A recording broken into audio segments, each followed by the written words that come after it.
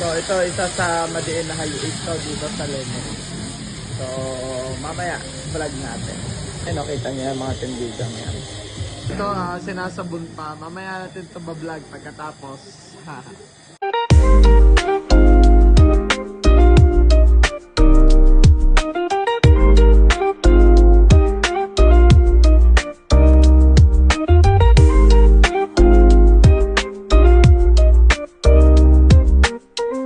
Ito, dito muna tayo ngayon magsisimula. Okay?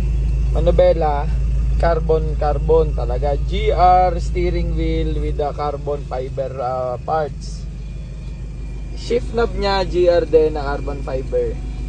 Tapos ito matindi. Dashboard niya. Urig, carbon mga bossing, carbon yan. Urig na carbon. Hanggang dun. Pati glove box niya mga bossing, carbon. Naka-titanium na handlebar. Tapos boost gauge, tachometer. Dating dito sa seats niya, GL seats yung ginamit niya. Tapos naka VIP center console. Kasi nga carbon yung padali niya dito sa dashboard. Dating naman dito sa seats niya, ginamitan niya na Staria seats. Then naka VIP na din na yung niya, sidings niya, saka yung kisame niya, naka pin light na din. Naka vinyl flooring, VIP na stepboard Thailand. VIP engine cover Thailand din. So pagdating naman sa harap niya, makikita niyo para siyang nakasimangot.